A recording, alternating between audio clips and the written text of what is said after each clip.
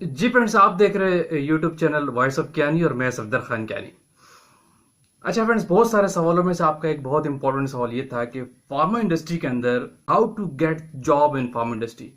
Pharma industry में हम job कैसे हासिल करते हैं और क्या वर्क नेचर होता है, किस तरह का काम होता है, इंटेंशंस कैसी होती है, कल्चर क्या होता है। तो आज की इस वीडियो में मैं आपको डिटेल बताने जा रहा हूँ कि बेसिकली आप फार्मा इंडस्ट्री के अंदर हायर कैसे होते हैं। सारी चीजें आज की वीडियो में डिस्कस करेंगे। वीडियो एंड तक देखिएगा, बड़ा इंपॉर्टेंट वीडियो है उन लोगों के लिए जो फ्रेश इंडस्ट्री में जाना चाह रहे होते हैं, स्पेशली फार्मा को ज्वाइन करना चाह रहे होते हैं। तो क्या डिग्री रिक्वायर्ड है, क्या आपकी रिक्वायरमेंट होती है, सारी चीजें आज की वीडियो में डिस्कस करेंगे। तो इस टॉपिक पे बात करने के लिए कि फार्मा के अंदर जॉब कैसे हासिल करें, इसको हम 4 एंगल्स में आपसे। पहला पॉइंट है कि रिक्वायरमेंट्स आपकी क्या होती है, ये डिस्कस करेंगे। ठीक है, नंबर 1 मैं आपको इजीली समझाऊंगा। दूसरा, वर्क नेचर क्या होता है, वहां पे किस तरह आप काम कर रहे हैं, किस डिपार्टमेंट में जा रहे हैं, कितने डिपार्टमेंट्स होते हैं।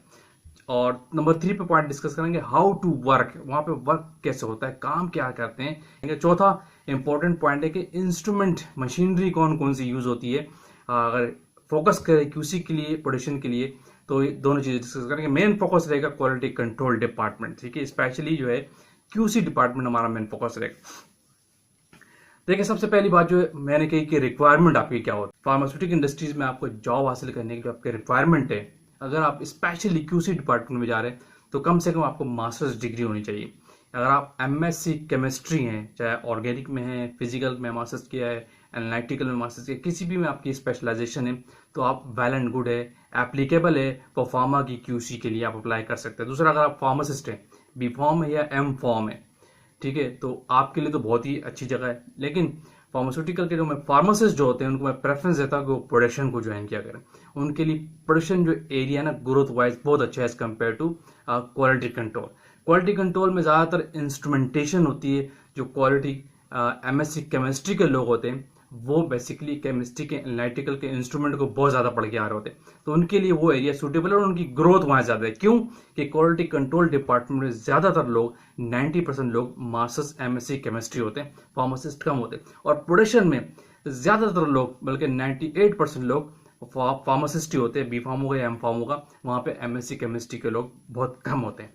तो इसीलिए अपने एरिया में रहेंगे तो आपकी ग्रोथ अच्छी रहेगी, आपके लिए स्पेशलाइजेशन भी जगह रहेगी। रिक्वायरमेंट्स क्या है, आपका कम से कम मास्टर होना चाहिए। अब वो दौर नहीं है कि आप बीएससी करके पीएम फार्मास्यूटिकल इंडस्ट्रीज में है तो आपके तरक्की के रास्ते नहीं होंगे। आप डिप्लोमा लेकर भी किसी इंडस्ट्री के अंदर चले जाएंगे, छोटे लेवल पे काम करते रहेंगे, लेकिन आपके लिए जो सक्सेस का डोर है वो क्लोज रहेगा। 4 साल बाद, 3 साल बाद, 5 साल बाद आपको वो प्रमोशन नहीं मिलेगी जो मास्टर्स को, बी फार्म को या एम फॉर्म को मिलती है।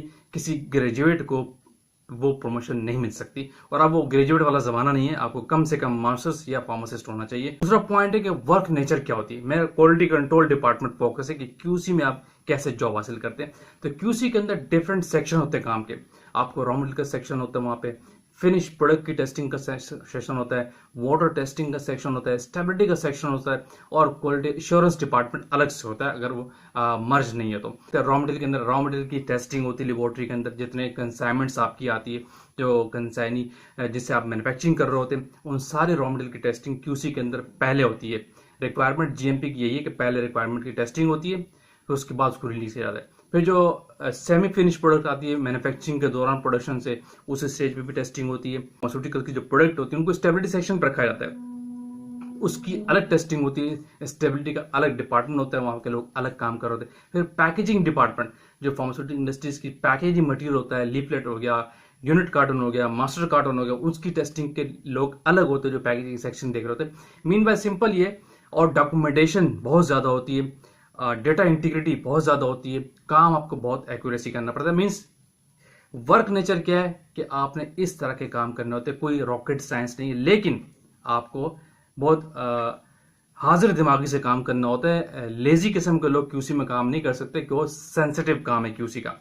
बैकबोन क्वालिटी कंट्रोल डिपार्टमेंट है, तो इन सेक्शंस पे आपको काम होता है रॉ मटेरियल की टेस्टिंग, और डिफरेंट एरिया में टेस्टिंग मेन फोकस होता है आपका।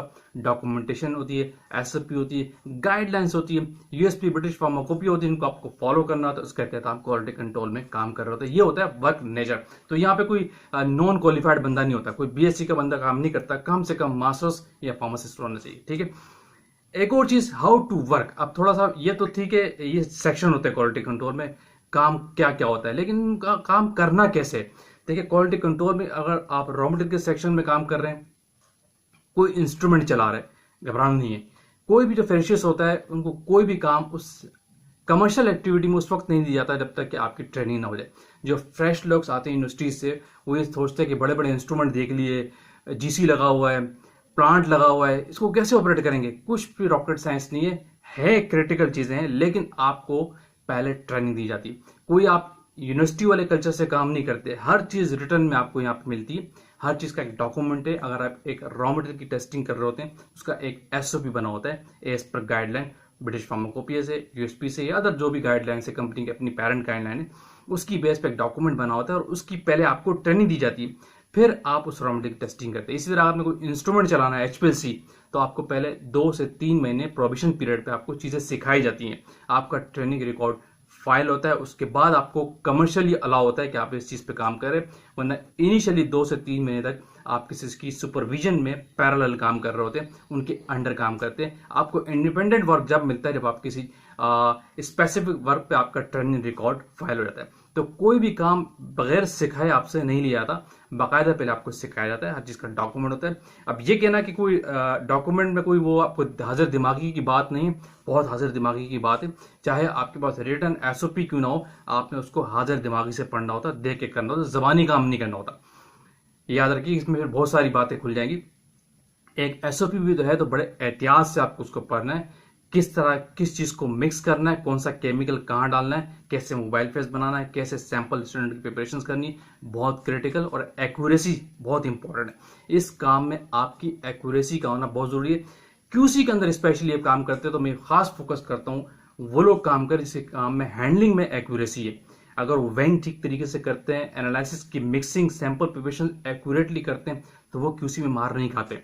जिसके काम में एक्यूरेसी नहीं होती, जो क्यूसी के अंदर काम कर रहा है, फ्रेश है जो भी है, तो एक्यूरेसी नहीं होगी तो उसके काम में रिपीटिशन जाती है। जो काम को रिपीटेड करते हैं फार्मा के कल्चर के अंदर, तो वो थोड़ा पीछे रह जाते हैं। ठीक है। और इसके साथ फिर दूसरा वर्क नेचर में, हाउ टू वर्क में आपकी डॉक्यूमेंटेशन है।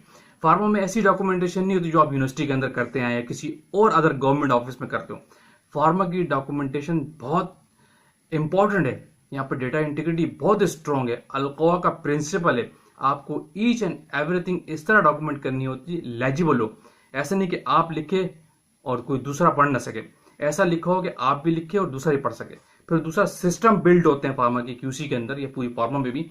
कोई भी काम को ऑपरेट करने के लिए, चलाने के लिए बाकायदा एक सिस्टम बना होता है उस इंडस्ट्री का अपना, उसको अडॉप्ट करना होता है, उसको देखना होता है कि लोग किस तरीके से काम करते हैं और किस सिस्टम के थ्रू, किस फ्लो डायग्राम पे काम कर रहे हैं। उन चीजों को आप सीखें। जितने जल्दी आप सिस्टम सीखते हैं, आप चीजों को अडॉप्ट करते जाते हैं एक्यूरेसी के साथ, और आप उस काम को लेके आगे चलते जाते हैं। तीसरी, इसी हाउ टू वर्क के अंदर एक चीज और याद रखिएगा, वो है आपका एटीट्यूड। एटीट्यूड हमेशा आपने पॉजिटिव रखना है फार्म इंडस्ट्री के अंदर।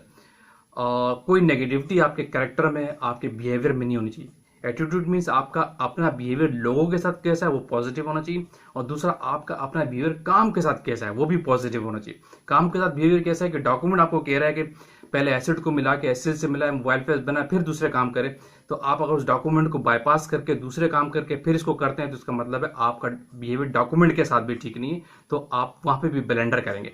इसलिए एटीट्यूड बहुत इंपॉर्टेंट है, लोगों के साथ भी और आपके काम के साथ भी। ये number 3 point how to work में आ गया। बहुत सारी बातों में से मैंने आपको बहुत इंपॉर्टेंट बातें बताई। फिर एक चीज है कि इंस्ट्रूमेंट कौन कौन सा यूज करते हैं। बहुत सारे सवाल आपके जहन में आते हैं कि फार्मा इंडस्ट्री के अंदर तो लोग गाइड करते हैं, यूनिवर्सिटी के अंदर भी, कि बहुत सारे इंस्ट्रूमेंट यूज किए जाते हैं। तो इंस्ट्रूमेंट फार्मा के अंदर बेतहाशा है। इंस्ट्रूमेंट है जिसका बहुत ज्यादा इस्तेमाल है फार्मास्यूटिकल इंडस्ट्री के अंदर, इसको हम हाई परफॉर्मेंस लिक्विड क्रोमेटोग्राफी कहते हैं। एक सेपरेशन टेक्निक है, बहुत ज्यादा यूज होती है। फिर आपका गैस क्रोमेटोग्राफी की टेक्निक है, फिर आपका फ्लैम फोटोमीटर की टेक्निक है, फिर आपके एटॉमिक एब्जॉर्प्शन की टेक्निक है, फिर आपका FTIR की टेक्निक यूज करते हैं, फिर स्पेक्ट्रोफोटोमेट्री की टेक्निक यूज करते हैं, मेल्टिंग पॉइंट आप यूज करते हैं, pH मीटर आप यूज करते हैं, डेजोल्यूशन ऑपरेटेड प्रोडक्ट का डेजोल्यूशन लगा रहे होते हैं, TOC आप यूज करते हैं जो वाटर के लिए स्पेशली यूज होता है, स्टेबिलिटी चैम्बर्स जो स्टेबिलिटी सेक्शन में काम करते हैं, क्लाइमेटिक चैम्बर्स वो यूज किए जाते हैं। मीन्स अदर वर्ड्स ये कि बेतहाशा इंस्ट्रूमेंट फार्मा के क्यूसी के अंदर यूज होता है। तो मैंने ये बहुत इंपॉर्टेंट पॉइंट आपको बताएं कि क्यूसी जॉब के लिए क्यूसी डिपार्टमेंट कैसे आप जॉब हासिल करते हैं, क्या रिक्वायरमेंट्स होती है। लेकिन घबराने की बात नहीं, सब आपको पहले सिखाया जाता है और उसके बाद आप इजीली उन पर काम कर रहे होते। होप वीडियो आपने लाइक की होगी। अगेन कहूँगा चैनल को लाइक कीजिए, शेयर कीजिए, कमेंट्स कीजिए और जो लोग चैनल पर न्यू है लाजमी सब्सक्राइब कीजिए ताकि इस तरह की टेक्निकल वीडियोज आप तक पहुँचती है। Thank you for watching. अल्लाह हाफिज़।